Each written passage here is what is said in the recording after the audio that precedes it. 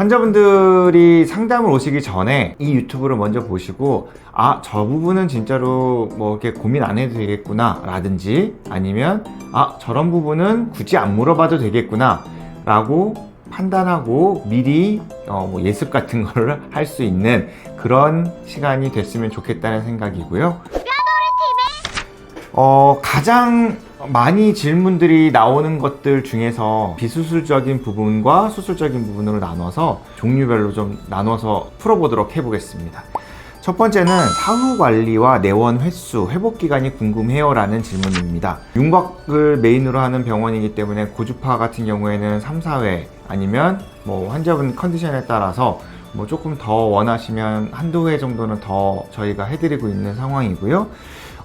내원 횟수 같은 경우에는 일단 기본적으로 수술 다음 날은 한번 오시는 걸 꼭 추천드리고, 윤곽 수술은 테이핑이라는 걸 하기 때문에 3, 4일 정도 지났을 때 테이핑 제거할 때 특별한 문제가 없는지 피고임이라든지 붓기 이런 것들이 심한지 안 심한지를 체크하기 위해서 3, 4일째 한번 내원을 합니다. 그리고 실밥 뽑는 날, 그 다음부터는 경과인데, 광대 같은 경우에는 분류압이나 이런 것들이 생길 수가 있기 때문에 3개월 꼭 방문을 해서 CT 찍어보시는 걸 추천을 드리고요. 턱 같은 경우에는 꼭 그렇지는 않은데 그래도 3개월째 오셔서 CT나 엑스레이를 찍어서 뼈에 문제가 없는지 체크해보는 게 나쁘지는 않다라고 저는 생각을 하고요. 6개월 정도쯤은 한 번쯤은 오셔서 체크를 해보시는 게 좋습니다. 왜냐하면 광대 같은 경우에는 6개월쯤에 어느 정도 붓기가 다 빠지고 턱은 6개월쯤 됐을 때 큰 붓기가 빠지는 상황이 됩니다. 그렇기 때문에 수술적인 결과라든지 아니면 우리가 수술을 어떻게 했고 이 결과가 이런 식으로 나오고 있다는 것을 체크해 볼 수 있는 시기이기 때문에 6개월까지는 오시길 바란다 라고 저는 얘기를 드립니다. 혹시나 그러면 저는 실밥을 뽑고 난 다음에 3개월째까지 계속 궁금한데 병원을 내원할 수가 없는 건가요? 경과로 올 수가 없는 건가요? 이렇게 물어보시는 분들도 있으세요. 근데 뭔가 문제가 있거나 그러면 연락을 바로바로 주시고 괜찮겠지라는 것보다는 확인하는 게 훨씬 더 좋은 자세라고 생각을 하기 때문에 그런 것들이 있으면 언제든지 오시면 저희가 다 경과를 봐드리니까 걱정 안 하셔도 좋을 것 같습니다. 두 번째, 제일 많이 물어보는 질문 중에 하나입니다. 이거는 수술적인 건 아니지만 환자분들이 굉장히 궁금해하시는 CCTV에 관한 내용입니다. CCTV를 볼 수 있습니까? 또는 CCTV 보는데 비용이 드나요? 이런 건데, 저희 같은 경우에는 언제나 보여드릴 수 있고 CCTV는 어느 정도 하드의 용량이 있기 때문에 그 용량을 넘어서면 예전 게 지워집니다. 블랙박스 같은 원리라고 생각하시면 되고요. 그래서 보통 저희는 한 달까지는 보여드릴 수 있습니다. 그 전에 보고 싶으시면 미리 얘기를 해주세요 라고 얘기를 드립니다. 그래서 환자분들이 궁금해하는 게 CCTV가 어떻게 보일까 이런 건데, CCTV는 실제로 이런 식으로 아주 디테일하게 보이진 않지만 그래도 누가 수술을 하고 있는지 어떤 일이 있는지 이런 것들을 볼 수 있는, 그래서 보여주세요 라고 하시면 이런 식으로 빨리 진행을 해서 보여드리고 있습니다. 해서 CCTV는 저희 병원에서는 환자분들이 원하시면 언제든지 보여드릴 수 있으니까 궁금하신 게 있거나 아니면 꼭 보고 싶다 그러면 언제든지 얘기를 해주시면 좋겠습니다. 자, 세 번째입니다. 차트 복사 가능 여부입니다.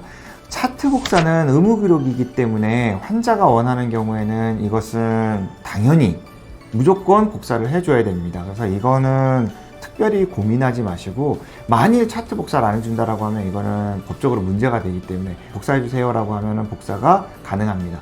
가끔 그러신 분들 계세요. 갑자기 차트 복사를 해주세요 라고 하고서는 기다릴 테니까 해주세요. 그거는 안 되는 경우들이 있습니다. 왜냐하면 저희도 그 차트라는 것이 정리가 잘 안 되어 있는 경우도 있고, 그리고 복사를 뭐 자주 하는 케이스가 아니기 때문에 어떤 경우에는 차트 복사가 안 되거나, 그래서 이제 그 전자차트 업체에 이건 어떻게 복사를 해야 되냐, 어떻게 프린트 해야 되냐 이런 거 물어봐야 될 수도 있기 때문에 미리 얘기만 해주시면 하루 이틀 사이에 어느 정도는 차트 복사는 문제없이 다 받으실 수 있습니다. 자, 다음 질문입니다. 제가 응급 상황이 생기면 근처 어느 병원으로 이송되나요?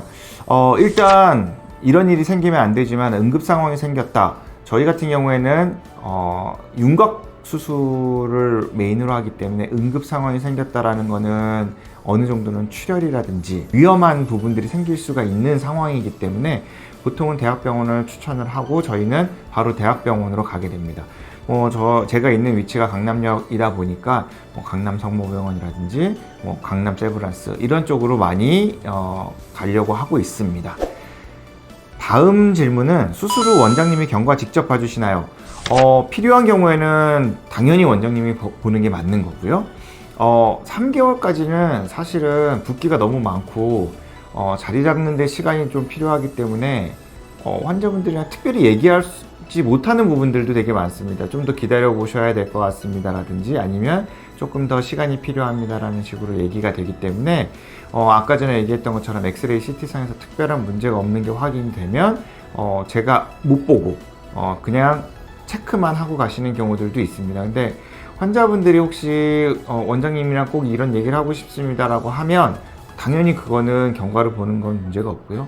3개월, 6개월 경과 때 원장님이 직접 보시나요가 아니라 원장님은 보고 싶습니다 라고 하시면 볼 수 있는 거라고 생각하시면 좋겠습니다. 자, 다음 질문은 화장은 언제부터 가능한가요? 화장은 솔직히 절개 부위라든지 상처랑 연관만 없으면 언제든지 가능하고 화장을 지우거나 할 때 조금 피부가 당겨지거나 그러면서 문제가 생길 수 있는 아주 초기만 아니면 화장은 크게 문제가 없다라고 생각을 하니까 언제라도 화장은 상처만 피해서 하시면 될 것 같습니다. 자, 7번째 질문입니다. 삼겹살과 깍두기는 언제 먹을 수 있나요? 수술 종류에 따라서 좀 다르고요.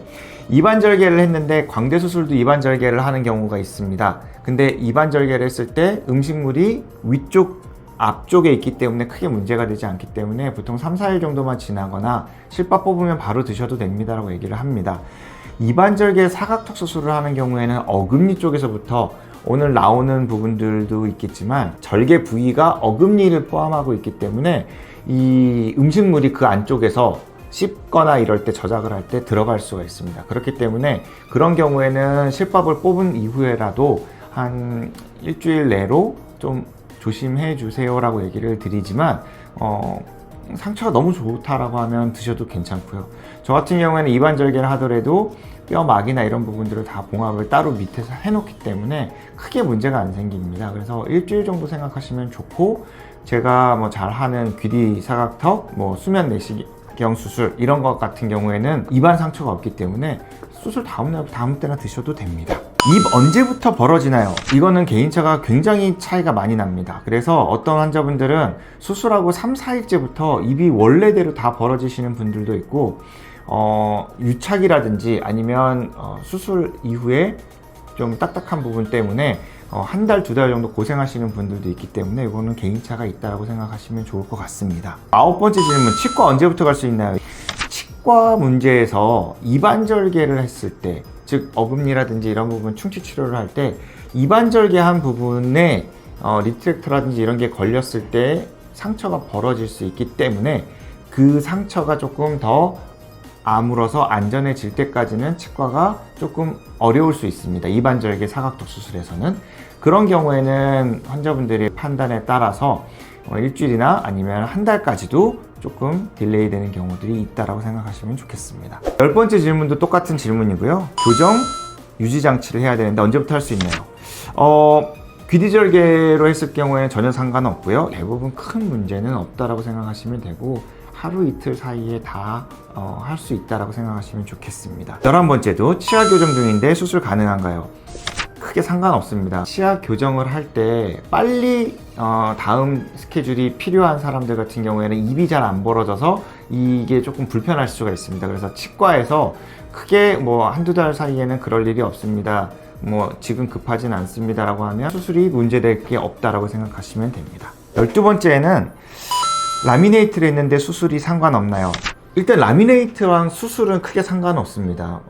수술을 할 때 핸드피스라고 하는 톱이라든지 아니면 드릴 같은 거를 쓸 때 전동 핸드피스라는 걸 쓰는데 그게 진동이 많고 되게 조그만 절개창을 가지고 뼈 안쪽에서 수술을 하기 때문에 이 각도에 따라서 이 핸드피스가 진동이 생기는 동안에 치아가 살짝 닿는 경우가 있거나 긁히는 경우가 있습니다. 그러면 라미네이트를 한 부분에 스크래치가 생긴다든지 아니면 긁힌 흔적이 남을 수는 있지만 수술에는 지장이 크게 없습니다. 그래서 저희 같은 경우에는 라미네이트 하신 분들은 수술 전에 꼭 얘기를 해주세요 라고 얘기를 하고, 가능한 한 프로텍팅을 하면서 수술을 하지만 아주 간혹 저희가 애를 썼지만 살짝 스크래치가 생기는 경우들이 있어서 그런 부분들을 후처리를 하거나 그러는 경우들을 경험을 했기 때문에, 환자분들이 그런 부분만 크게 문제가 없다라고 하면 수술에는 크게 지장이 없다라고 생각하시면 됩니다. 다음 질문은 수술 후에 염색, 파마, 미용실 언제부터 할 수 있나요? 이것도 사실은 상처에만 관련이 없다라고 하면 자유롭게 하셔도 된다라고 아시면 좋겠습니다. 14번째 질문은 노래는 언제부터 할 수 있나요? 부르는 게 특별히 문제되지는 않습니다. 근데 노래를 잘해야 되는 분들한테는 일종의 발음 문제가 생길 수가 있고요.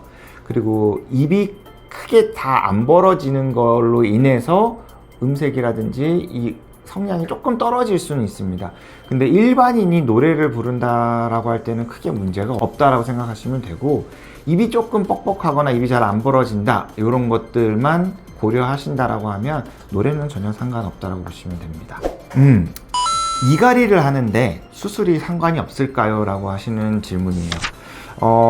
이것도 사실 문제는 되진 않습니다. 근데 이갈이라는 거는 내가 의지로 하는 것이 아니라 무의식적으로 하는 부분이고, 자는 동안에 생기는 부분이기 때문에 이 저작근이라고 하는 마세터라는 근육이 굉장히 강하게 이를 갈아내면서 수축을 하게 됩니다.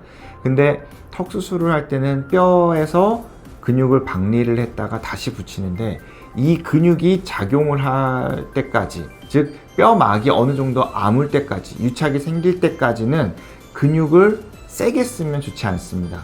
그렇게 되면 근육통이나 이런 것들이 생길 수가 있기 때문에, 만일에 이갈이가 있다라고 하면 사각턱 수술을 한다라고 하는 경우에는 저는 턱 보톡스를 맞는 것도 하나의 예방적으로 근육통이라든지 이런 부분을 예방할 수 있습니다. 아무는데 유착을 빨리 시키는데 도움이 좀 될 수 있습니다 라고 얘기를 드리기 때문에 그런 것만 알고 계시면 좋을 것 같습니다. 자, 다음 질문은 제가 말을 많이 하는 직업인데 수술 후 말 많이 해도 괜찮나요? 라는 질문입니다.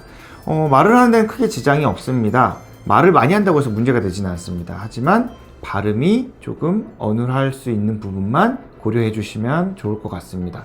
보통은 이제 학원 강사 하시는 분들이라든지 아나운서 하시는 분들이 이 얘기를 많이 물어보시는데, 크게 문제되신 분은 없고 발음이 명확하지가 않습니다 라는 얘기를 하시긴 하세요. 근데 한 달 정도 지난 이후에도 그런 얘기를 하시는 분들은 거의 없고, 보통 2, 3주 정도 조금 고생하시는 분들이 있습니다 라는 정도만 아시면 좋을 것 같습니다. 이 질문은 좀 옛날 질문인데, 여름에 수술하면 괜찮을까요? 겨울에 해야 되는 거 아닌가요? 이건 진짜 옛날 얘기고요. 예전에는 소독 문제라든지 아니면 상처 문제, 그리고 이제 항생제 문제, 이런 것들 때문에 그런 어르신들 얘기나 뭐 저희 때는 그런 게 좀 있었지만, 지금은 그런 건 전혀 상관없다라고 생각하시면 됩니다. 다음 질문은 이제 웨이트에 관련된 문제인데, 웨이트 운동 언제부터 할 수 있나요? 근데 요즘은 진짜로 운동들을 많이 하시고 자기 관리를 많이 하시는 분들이 많아서 이 질문도 굉장히 중요하다고 생각을 하시고 많이 질문들을 하십니다. 웨이트 운동은 사실은 턱 수술을 하거나 광대 수술을 했을 때 힘을 딱 줄 때 이를 꽉 깨물어야 되는 그런 운동이라든지 그런 정도만 아니면 언제든지 하셔도 사실 상관은 없습니다. 출혈이 조금 생길 수가 있기 때문에 초반에 1, 2주 정도는 안 하시는 게 좋고, 붓기나 이런 것들이 좀 덜 빠지기 때문에 또 안 하시는 게 좋다라고 얘기를 하지만, 뭐 1, 2주 정도만 지난다면 운동은 언제든지 하실 수 있는데, 이를 너무 꽉 깨물면 사실은 근육통이 올 수도 있고 위에서 유착이 좀 될 수 있기 때문에 조금 피하시는 게 좋겠습니다 라는 정도입니다. 술, 담배를 언제부터 할 수 있는가? 가능하면 미루는 게 좋겠죠? 근데 진짜로 정말 못 참겠다 한다면 사실은 이제 환자분들이 알아서 하세요. 근데 가능하면 미루는 게 좋고, 술은 사실은 뭐 한 2, 3주 정도 지나면 뭐 맥주 한 잔 정도를 마시는 걸로 큰 문제가 생긴 적은 없습니다. 근데 담배는 어쨌든 상처가 빨리 아물지 않는다든지 아니면 염증기가 좀 더 오래 간다든지 할 수 있기 때문에 담배는 가능하면 미루는 게 좋겠다고 생각을 합니다. 다음 질문도 죽 언제까지 먹어야 되나요? 이것도 상처랑 연관이 있겠죠. 죽 같은 경우에는 입안 절개의 상태에 따라서 달라진다라고 생각하시면 좋겠습니다. 그래서 뭐 입안 절개는 일주일에서 뭐 열흘 정도, 그리고 귀디는 크게 상관없고요. 수면 내시경이라든지 뭐 광대 같은 경우에는 상처가 진정되는 보통 3, 4일 정도만 조심하시면 그 이후에는 식사는 아무거나 하셔도 된다고 생각을 하시면 좋겠습니다. 이제부터는 수술적인 부분으로 넘어갑니다. 첫 번째는 수술 후에 부작용이 어떤 게 있을까요? 라는 질문인데 너무나 광범위합니다. 사실은 이 부작용을 얘기하기 시작하면 상처의 어떤 부분부터 진짜 뼈가 녹아내리는, 아니면은 골수염이 생기는, 아니면 신경에 손상이 있는, 기능적으로 문제가 생기는, 너무 여러 가지가 많이 생길 수가 있습니다. 그래서 좀 심한 것만 어느 정도 간단하게 알려드린다라고 하면, 물론 제일 중요한 뭐 신경 손상, 감각장애, 운동장애 이런 것들이 생길 수가 있고요. 그리고 관절에 문제가 생길 수가 있고, 입술이나 표정 같은 거를 지을 때 부자연스럽다든지 어색한 일이 생길 수가 있는 그런 부분들이 생길 수가 있고요. 모든 수술, 특히 윤곽수술에서는 항상 따라올 수도 있고 안 따라올 수도 있는 부분이 패인, 돌출 이런 부분들이 있다라고 보시면 좋겠습니다. 그리고 턱 수술의 이제 특징 중에 하나가 뭐냐면 마녀턱이라고 하는, 턱이 아래로 떨어지고 입술이 벌어지는 그런 현상이 생길 수도 있고, 뭐 흉터가 좀 심하게 생겨서 좀 불편해 한다든지, 특히 뭐 입안절개 수술을 했을 때 밴드가 형성이 되면 음식물이 그 사이에 껴서 되게 불편해 한다든지 이런 부분들이 있는 게 어떤 부작용의 하나라고 볼 수가 있습니다. 부작용은 사실은 내가 어떤 수술을 받느냐에 따라서도 굉장히 달라질 수 있고, 내 조건, 즉 내가 신경이 굉장히 위치가 좋지 않다라든지, 아니면 광대 수술을 하는데 공간이 너무 없다든지 라고 하면 그걸로 인해서 또 다른 부작용이 예측이 될 수 있기 때문에, 이런 질문은 사실은 병원에 오셔서 상담할 때 하는 질문으로는 굉장히 좋은 질문이 될 수 있습니다. 그래서 이런 것들은 알아두시면 좋을 것 같습니다. 그 다음 질문은 귀디 사각턱하면 정면 효과가 없나요? 보여드리면, 귀디의 정면 효과는 항상 제가 유튜브를 찍으면서 보여드리는 부분 중에 하나인데, 제 유튜브를 많이 보신 분들이라면 단번에 아실 겁니다. 정면 효과가 있다. 이게 수술 전이고 이게 수술 후입니다. 이걸 가지고 귀디가 정면 효과가 있다 없다를 얘기를 한다라고 하면, 이거는 사실은 의학적인 내용보다는 환자분들 어느 누구라도 저 정도 효과가 있구나 라는 걸 알 수가 있고요. 비록 다른 병원들의 정도를 가지고선 얘기한다는 것도 되게 틀립니다. 사실은 어떤 병원에서는 이 정도밖에 효과가 없는데 여기는 더 효과가 좋으니까 이게 결과가 더 좋겠지 라고 생각하시는 것도 굉장히 오류가 많이 생기고 위험합니다. 정면 효과가 있는가 없는가에 대한 거는 개개인에 따라 다 다른 거고, 무조건 많이 한다고 효과가 좋고 결과가 좋은 게 아닌 겁니다. 그렇기 때문에 나한테만 필요한, 오로지 나를 위한 디자인과 나를 위한 효과를 가지고서는 얘기하는 게 좋기 때문에, 정면 효과를 가지고 얘기를 할 때도 이렇게 확인을 해볼 수 있지만, 이게 더 좋은 효과가 나온다, 어떤 수술이, 어떤 병원이 누가 더 수술을 잘한다, 이렇게 얘기하는 부분은 아니라고 생각하면 좋겠다는 생각이 듭니다. 그 다음이 윤곽 수술을 할 때 절개는 어디로 합니까? 라는 질문입니다.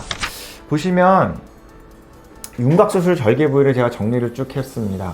처음에 광대는 구렛나루 절개를 하게 됩니다. 즉 이렇게 뒷광대라는 부분을 넣을 때에 뼈를 잘라서 고정을 시킨다거나 뼈를 넣을 때 쓰는 절개창입니다. 그래서 이 위치 해서 광대 활 가장 끝부분, 신경이 나오는 그 라인이 있는데 그 라인 안쪽으로 들어가야 되고요. 보통은 거의 이제 구렛나루 쪽에서 형성이 된다고 생각하시면 됩니다. 그 다음이 광대는 3D 광대라는 게 있어서 입안절개를 하는 광대 절개창은 어디일까?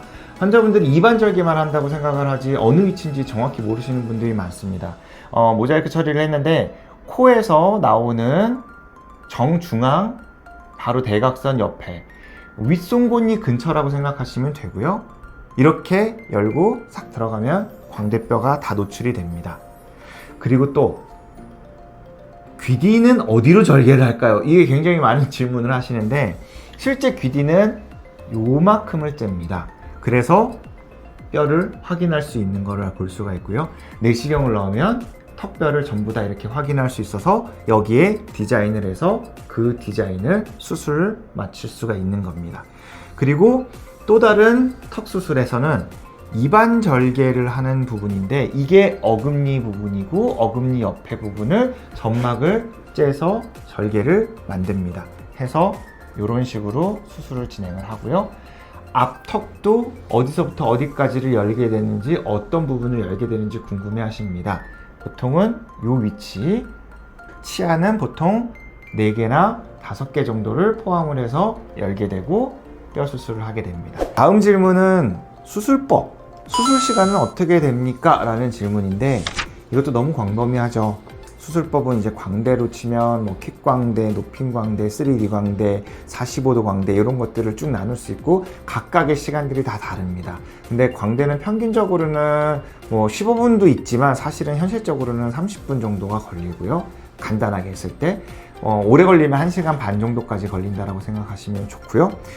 사각턱 같은 경우에는 뭐 귀 뒤로 하는 사각턱 방법도 있고, 내시경을 쓰는 방법, 돌려깎기라는 방법, 입안 절개하는 방법, 이런 여러 가지 방법들이 있고, 양악이라든지 돌출입 수술들도 들어가기 때문에 수술 시간이 30분에서 6시간, 8시간. 수술 시간은 본인이 받는 수술이 어떻고, 또 같은 수술을 받는다 하더라도 내 상황이 어떤지, 뼈가 너무 크다든지 아니면 신경의 위치가 좋지 않아서 굉장히 디테일하게 천천히 수술을 해야 되는 경우라든지 라는 거에 따라서 굉장히 많이 바뀔 수가 있습니다. 그래서 본인에 맞는 수술 시간을 상담할 때 물어보시는 게 좋을 것 같다는 생각이 듭니다.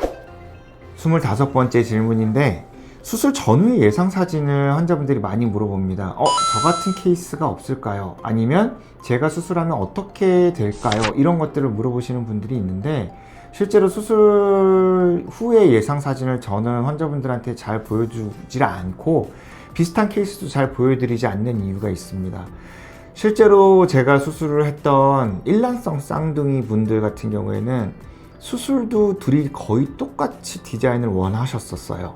근데 제가 수술을 하고 나서 뼈를 자른 거를 겹쳐봤는데 정말로 1mm 미만으로 오차가 날 정도로 똑같이 수술을 진행을 했습니다. 근데 결과가 두 분이 조금 다르게 나왔고, 물론 둘 다 나쁘게 나오진 않으셨어요. 근데 어쨌든 한 분이 조금 더 예쁘게 나오고 한 분은 조금 너무 자연스럽게 나오는 부분들이 있었습니다. 즉 정말로 조건이 같아도 수술에 따라서, 그리고 회복되는 과정에 따라서 달라질 수 있는 게 수술 예상입니다.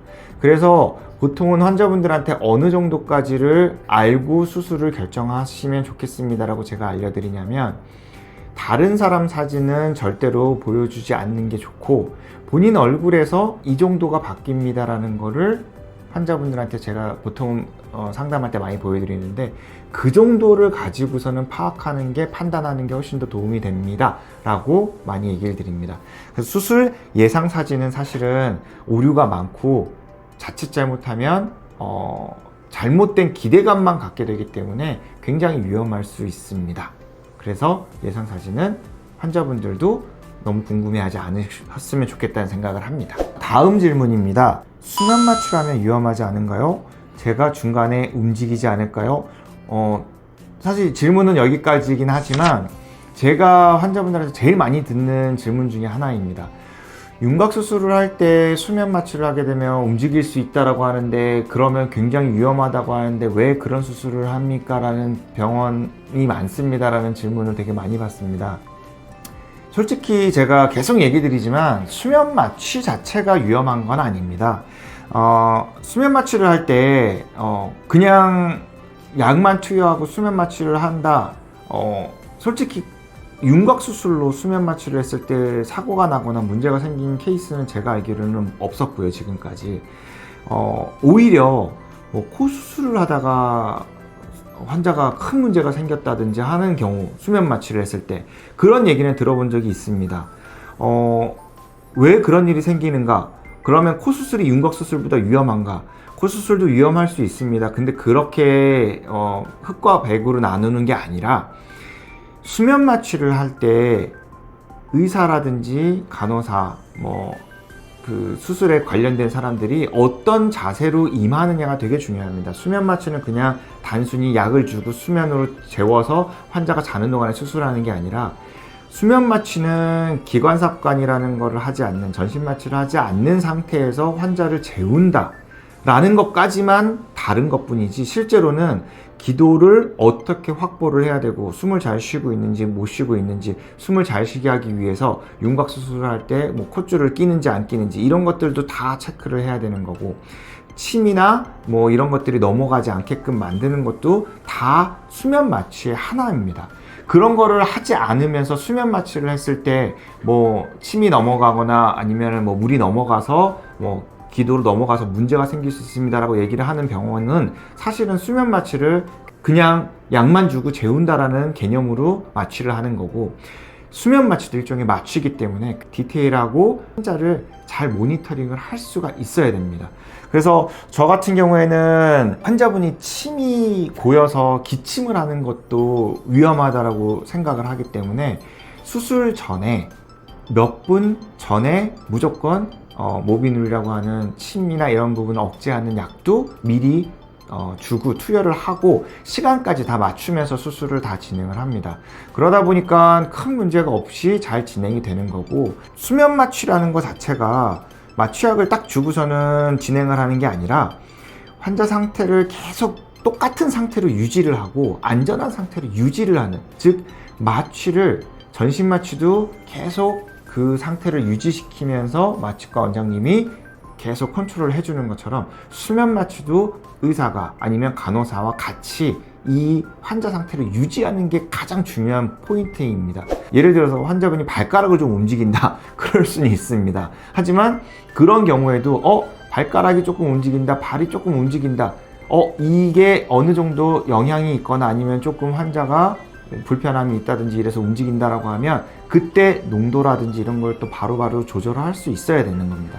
그렇기 때문에 어떤 병원에서 수면 마취를 하면 윤곽 수술할 땐 위험합니다 라고 하는 병원은 사실은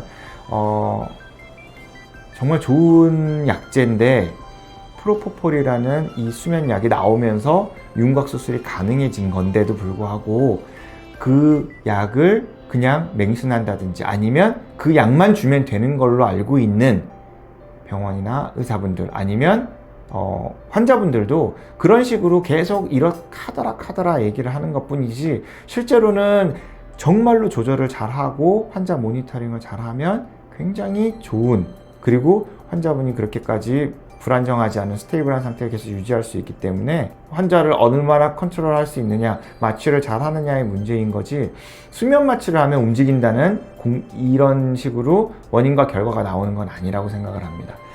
그래서 제가 보여드리고 싶었던 건 뭐냐면, 이게 저희 CCTV로 제가 수면으로 내시경 턱수술을 하는 장면입니다.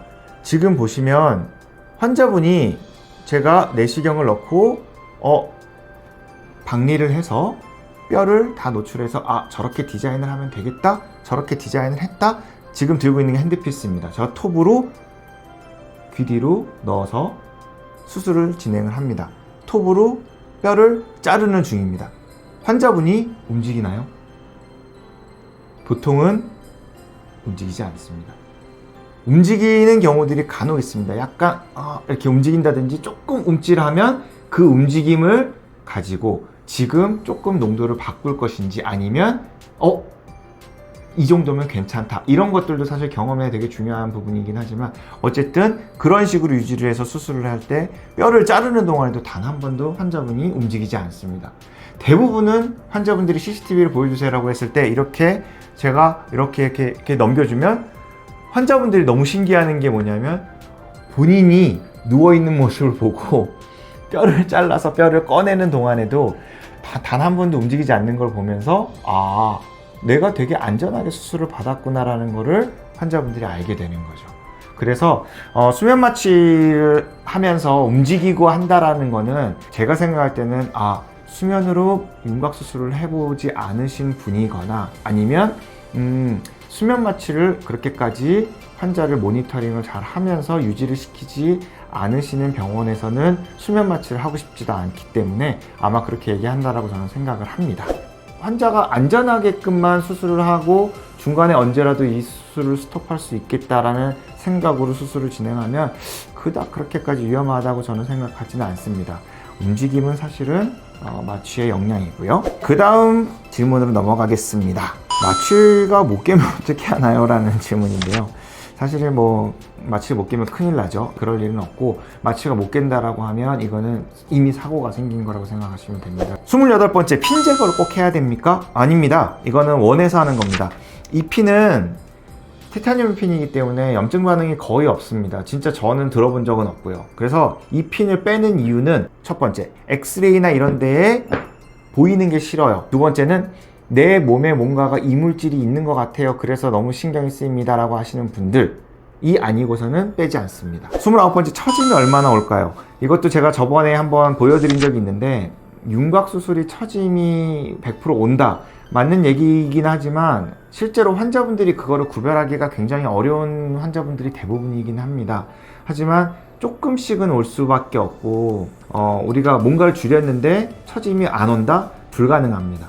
조금이라도 올 수밖에 없습니다. 그런데 이게 보이느냐 아니면 이걸로 괴로움이 오느냐, 이게 문제가 되느냐의 문제인데, 예측하는 건 사실 불가능하고, 환자분들이 어느 정도를 어떻게 수술을 하고 어디까지 수술을 하느냐에 따라 다르기 때문에 이 처짐이나 이런 것들도 사실은 상담을 오셨을 때 그냥 막연하게 저 많이 처질까요? 처질 스타일일까요? 처짐이 어느 정도 될까요?를 물어보시는 거는 사실은 굉장히 말이 안 되는 질문이고, 이러이러한 디자인으로 이렇게 수술을 하고 싶은데 그렇게 수술했을 때 수술이 과한 수술이 될까요? 많이 절제가 될까요?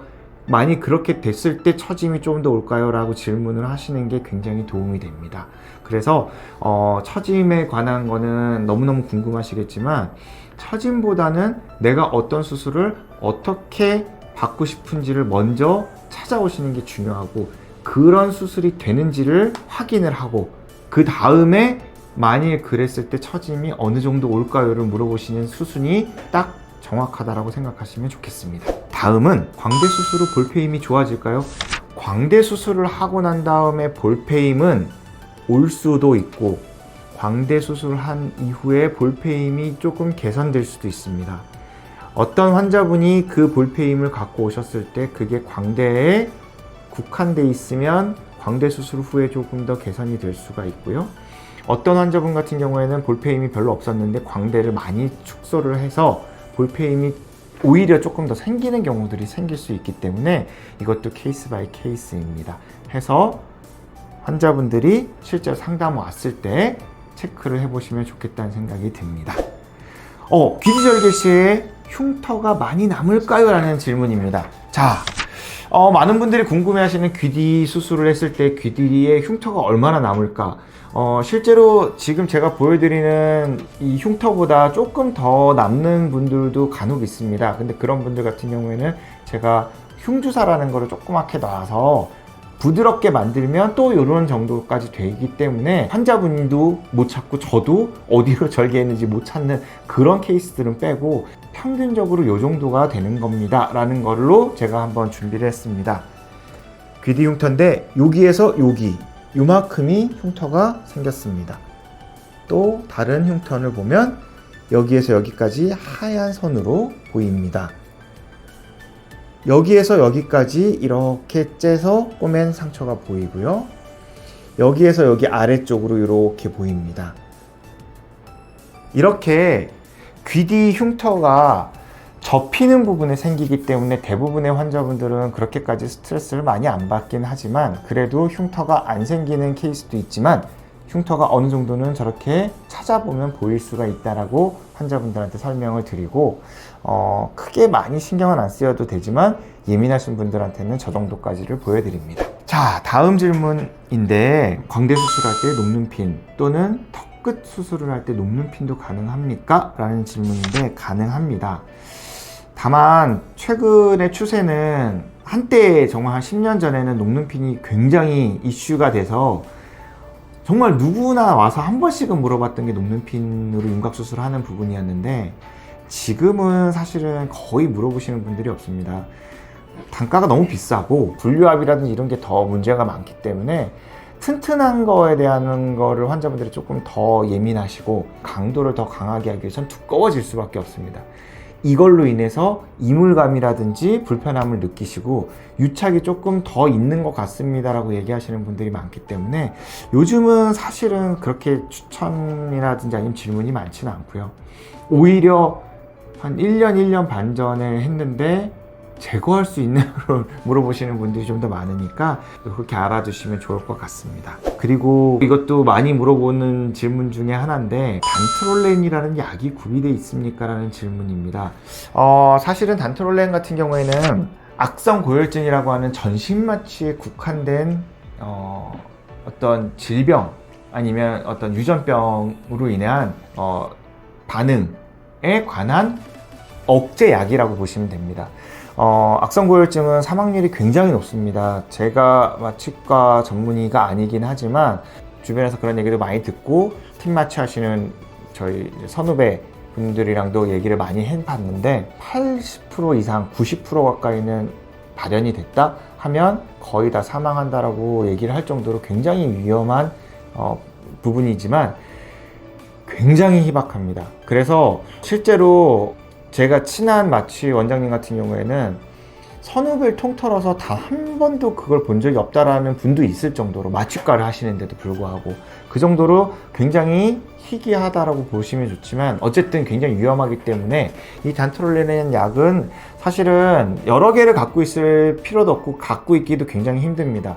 굉장히 비싼 약이고 유통기간이 1년 반, 2년 내로 다 유통기간이 끝나기 때문에 보통은 뭐 2개, 3개 정도만 있으면 응급실 또는 단트롤렌이 보유되어 있는 종합병원까지 갈 수 있는 시간을 벌 수 있고 유지를 할 수 있기 때문에 그 정도만 갖고 있으면 되겠습니다 라고 하는데 저희 병원은 그런 것들이 있으니까 알고 계시면 좋겠습니다. 다음 질문은 사랑니를 발치해야 되는데 사각턱 수술이랑 관계가 있을까요 없을까요 라는 질문인데 종종 있다가 요즘에는 없어진 질문 중에 하나입니다. 근데 제가 보여드리면 사랑니와 사각턱 수술이 왜 이슈가 됐냐면 제가 환자분한테 들었는데 어떤 치과 유튜브를 찍으신 치과 의사분이 사각턱 수술을 하면 사랑니를 뽑다가 뼈가 부러질 수 있다는 말을 했다라고 합니다.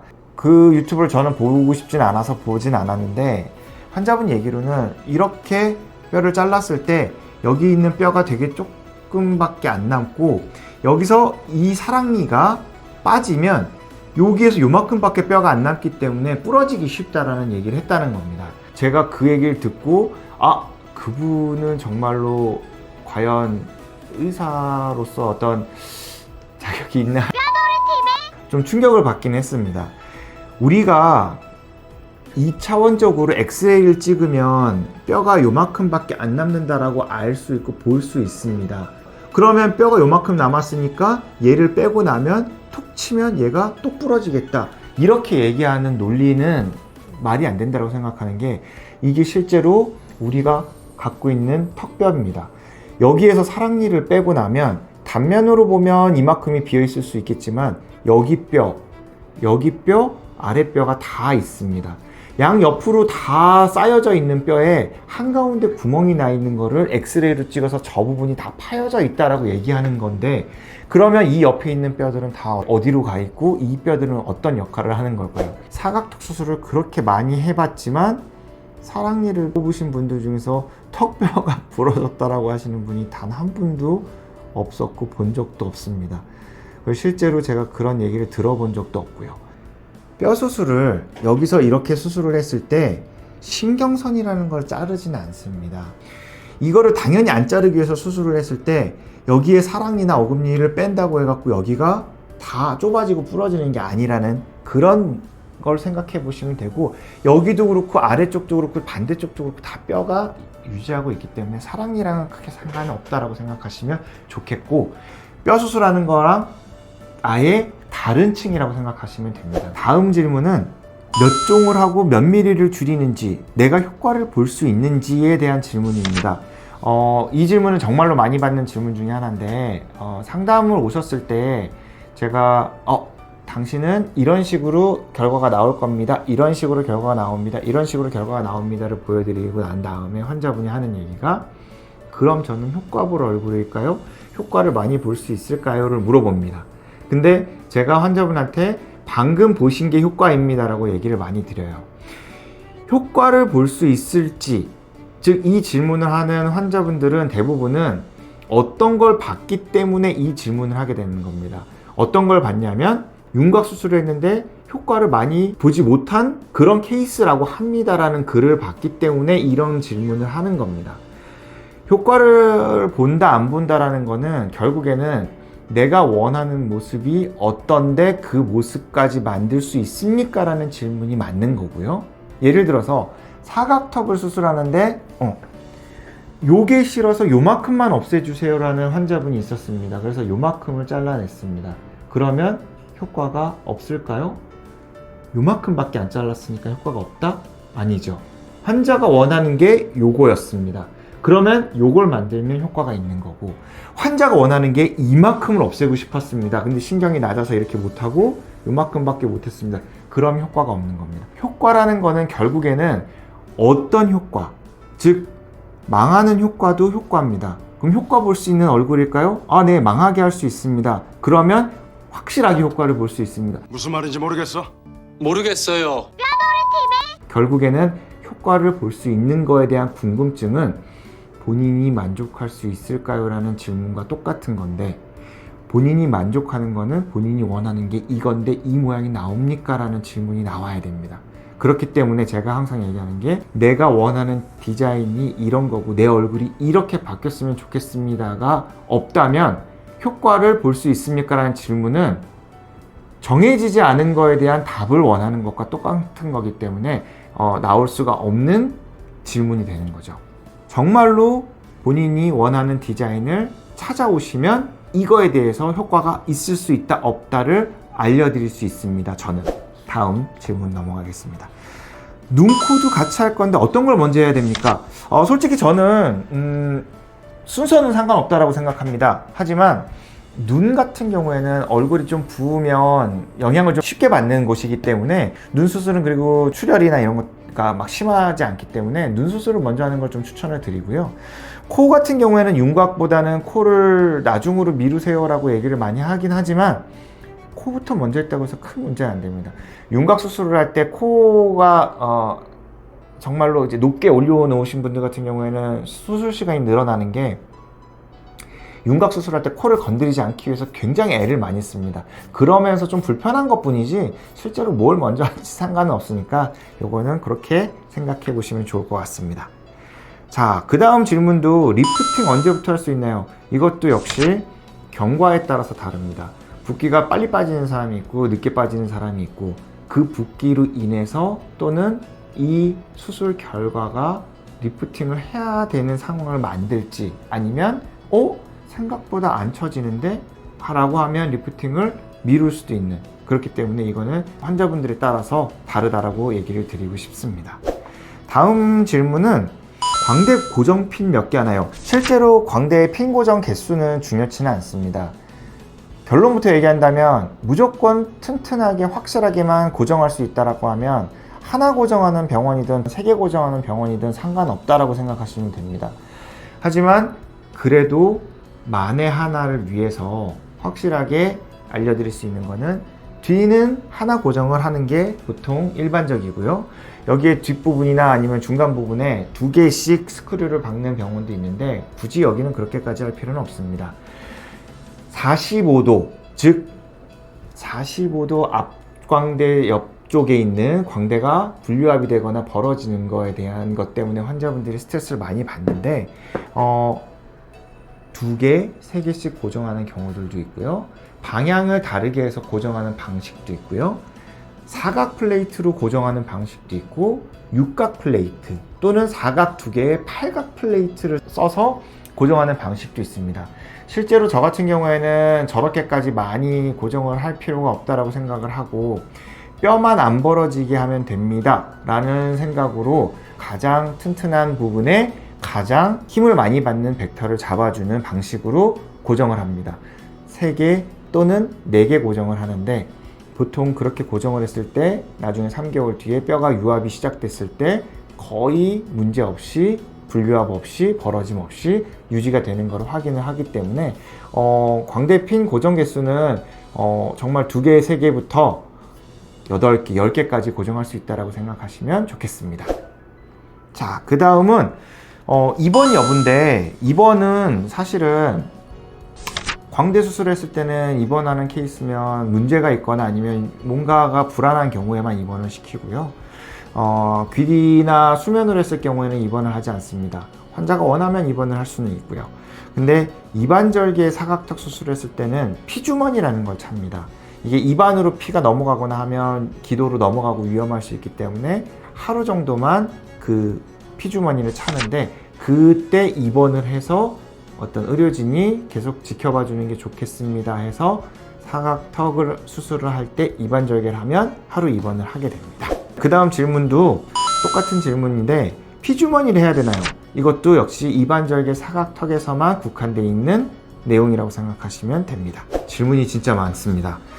앞광대는 수술 못하나요? 네, 앞광대는 수술하는 범위는 아닙니다. 왜냐하면 앞광대는 눈황 밑 신경이 나오는 곳이고, 이 부분은 뼈를 어떻게 건들 수 있거나 그러지는 않습니다. 근데 할 수 있는 게 여기에 신경을 피해서 보형물을 넣는다든지 뼈 이식 같은 걸 할 수는 있습니다. 또는 필러나 이런 것들을 넣을 수가 있고요. 뼈 수술보다는 그런 식으로 접근을 하시면 좋겠다는 생각이 듭니다.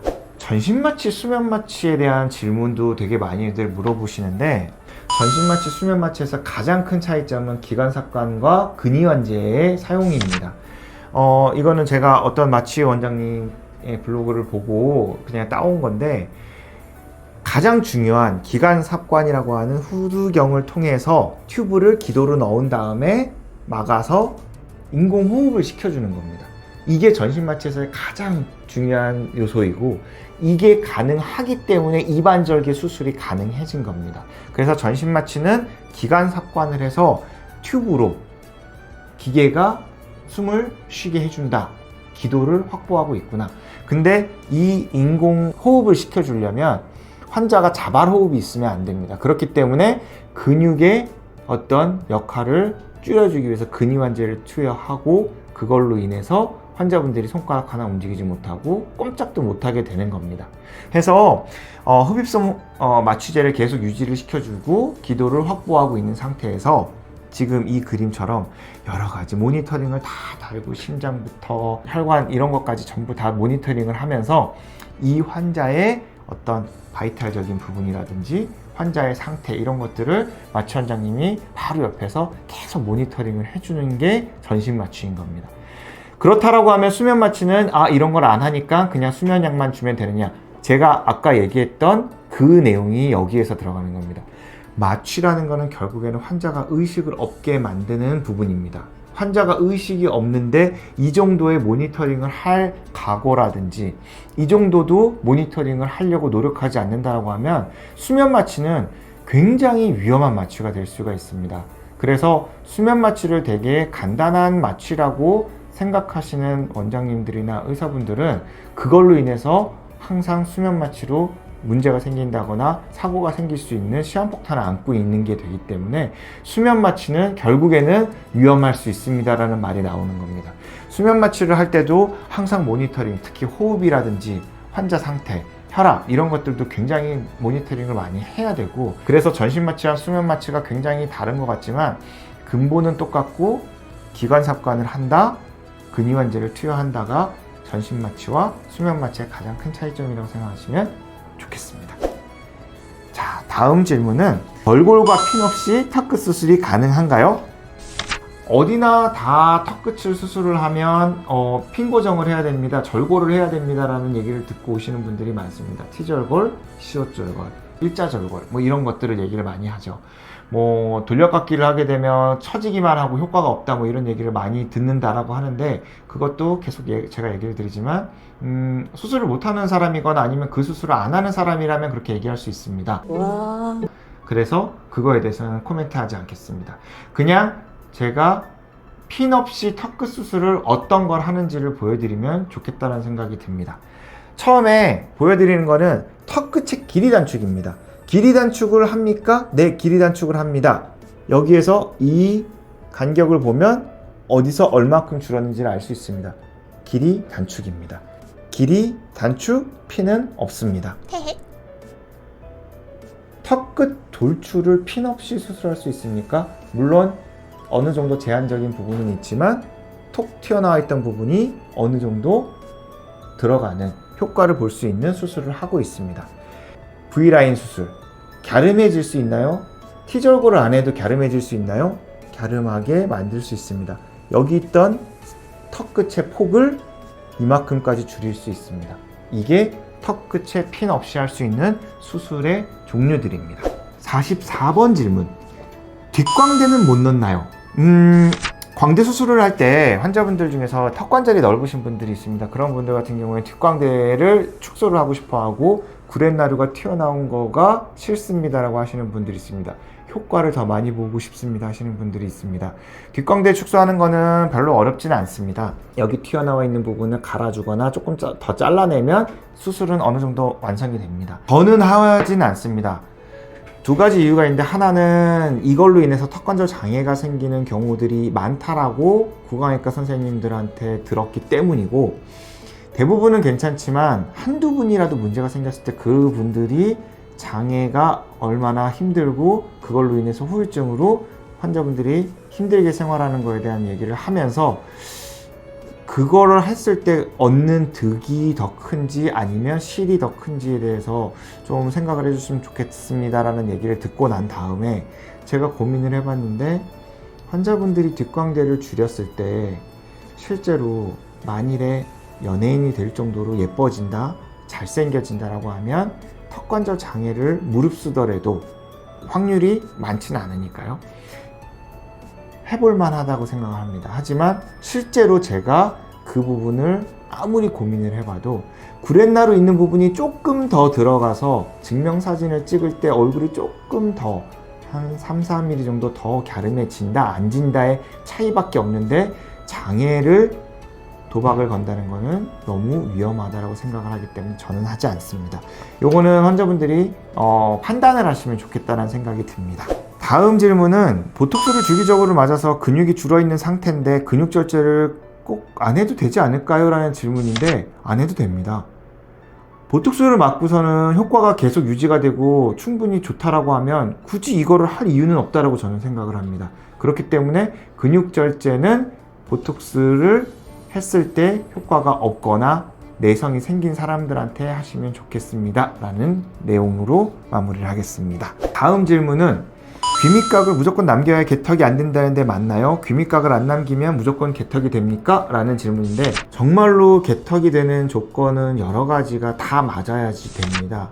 아무렇게나 수술한다고 해서 개턱이 되는 것도 아니고, 정말로 고민을 많이 해서 수술한다고 개턱이 안 나오는 게 아닙니다.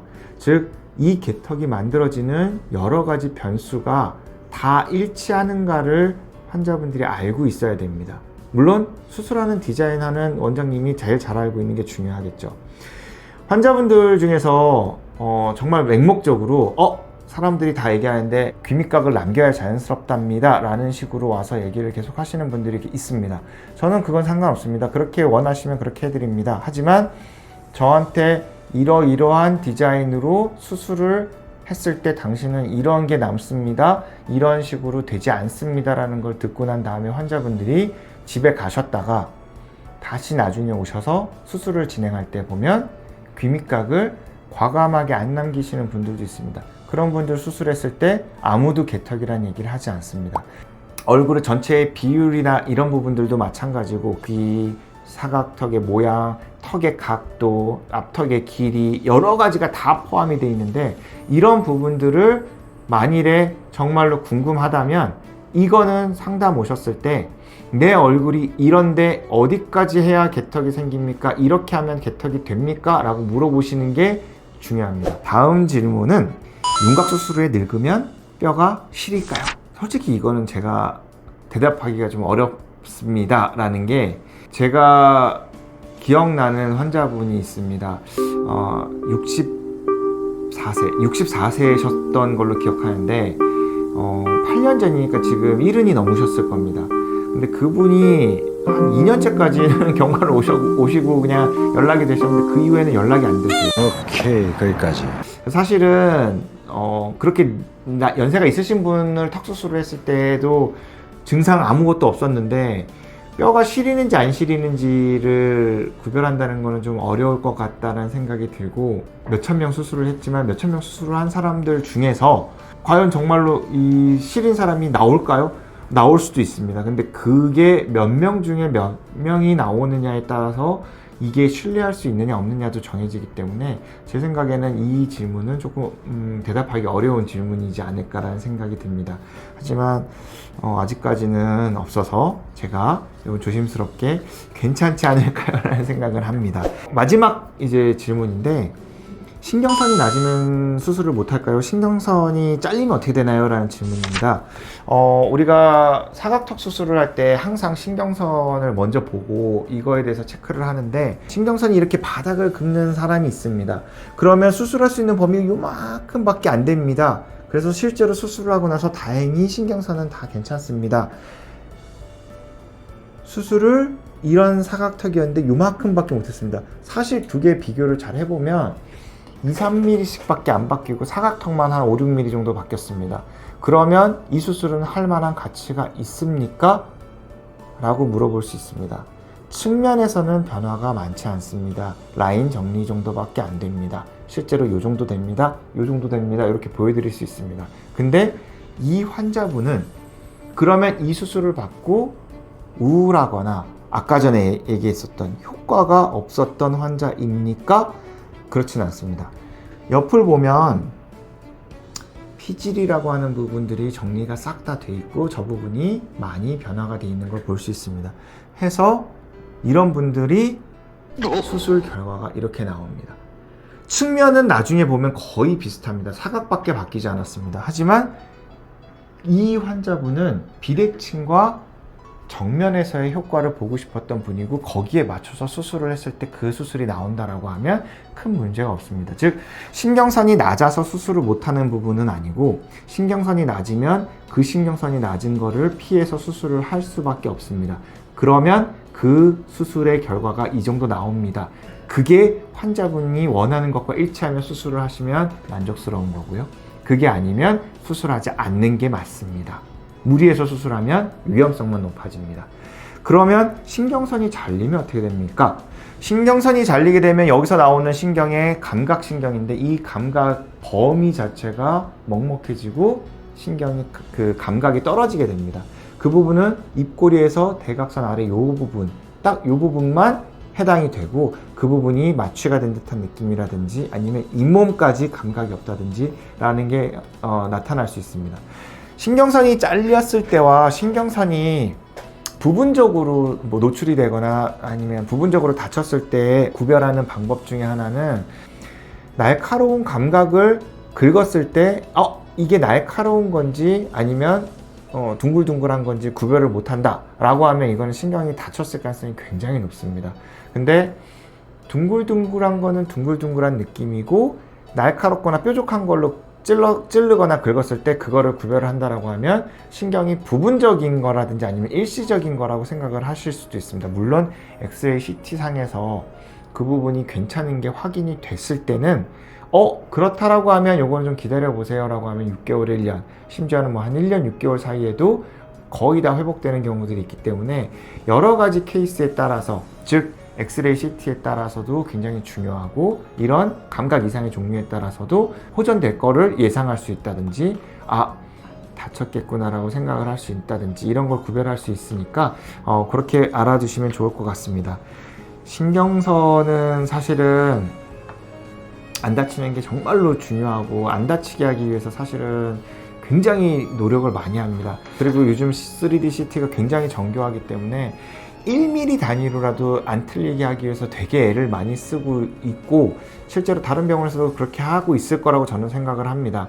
근데 실제로 수술을 해보면 굉장히 미묘한 차이로 신경관이 열리거나 부분적으로 약간 다치는 경우들이 생기는 경우들도 있고, 실제로 수술을 할 때 조금 땡겨져서 조금 일시적으로 떨어지는 부분들도 있기 때문에 엑스레이나 CT상에서 크게 문제가 없다라고 하면 어느 정도는 회복할 거라고 저는 얘기를 많이 드리고, 나중에도 환자분들이 많이 좋아졌어요 라는 얘기를 많이 하기 때문에 너무 막 겁부터 내지는 마시고, 48개의 질문에 대한 답을 했지만 실제로 이 중에서 제가 볼 때 중요한 질문은 5가지밖에 되지 않습니다. 그리고 그 중에서 제일 중요한 거는 나한테 맞는, 그리고 나한테 지금 필요한 질문과 그거에 대한 답, 이런 것들이라고 생각을 하기 때문에 너무 이상한 거에 좀 영향을 받거나 아니면 시간 낭비를 하지 마시고, 딱 엑기스만 가지고 상담을 가셨을 때 내가 원하는 게 이런 건데 이렇게 됐으면 좋겠는데 어디까지 구현이 되는지에 대한 거를 더 많이 상담을 하고 얘기를 하고 시간을 쓰는 게 환자분들한테 훨씬 더 득이 된다고 생각이 들어서 제가 오늘 이렇게 준비를 해봤습니다. Say good job. 오늘 제가 준비한 건 여기까지고, 다음 시간에 또 뵙도록 하고, 혹시나 저한테 궁금한 거라든지 아니면 유튜브에서 이런 것들을 좀 다뤄줬으면 좋겠다라는 내용이나 질문 이런 것들이 있으시면 저희 홈페이지라든지 아니면 저희 풀침으로 연락을 주시면 저는 이런 게 궁금합니다, 이런 걸 유튜브에서 좀 해주세요, 아니면 궁금한 부분이 있으니까 유튜브를 한번 하면 좋겠습니다 라고 해주시면 저희가 그거에 대해서 또 반영을 해서 유튜브를 또 한번 제작해 보도록 하겠습니다. 그럼 다음 시간에 뵙도록 하겠습니다. 헤헤.